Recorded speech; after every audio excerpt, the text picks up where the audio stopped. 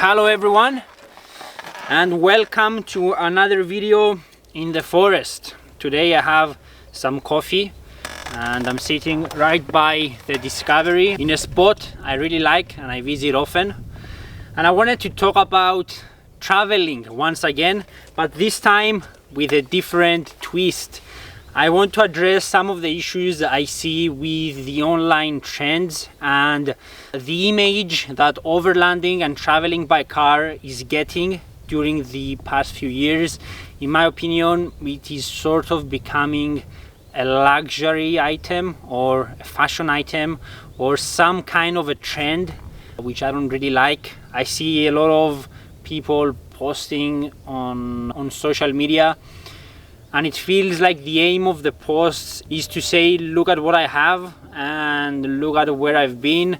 They have the most expensive cars, the latest and greatest, always changing. As soon as a new model is out, they get the new model, they put brand new tires, wheels, tents, fridges, all the gadgets. I don't have something against that. If you can do it, by all means, go ahead and do it.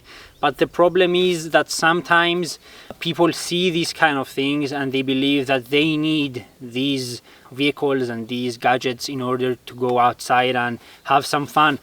Today I'm actually going camping, and in the Discovery I have a 20 euro tent, a ground tent, a cool box with some food, and a chair that I had at home that I didn't even buy. So you really do not need much to go out there and have fun. Once again, I have some notes that I will be consulting throughout this video to ensure that I cover all the points I want to cover. So my idea here is actually simple. Instead of spending money on the vehicle and on the gear and on everything else you see online, spend money on the actual adventure.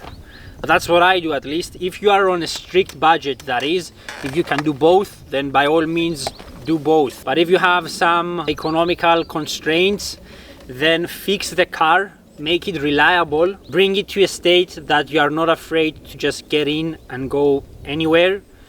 And then if you need, add some modifications that will help you drive the trails you want to drive and have fun along the way, but keep it there. When it comes to camping gear, you really do not need to spend a lot of money.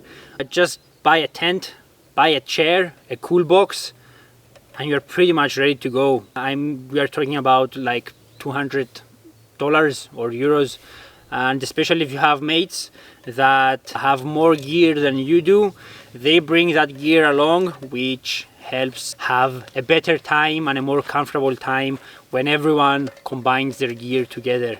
That's what we do, at least when we go camping, and we always have a lot of fun.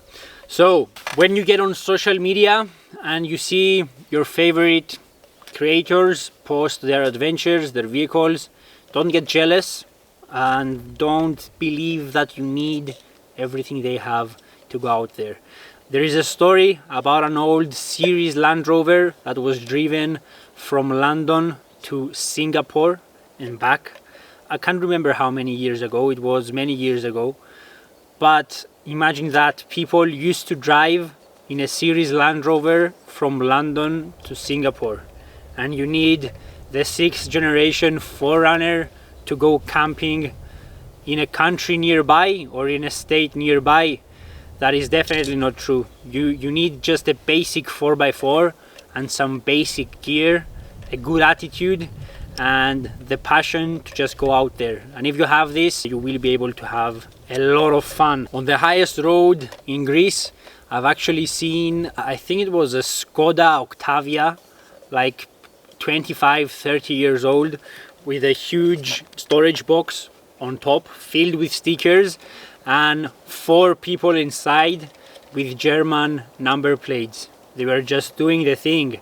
That's what they had, that's what they used, and that did not stop them from going on an adventure.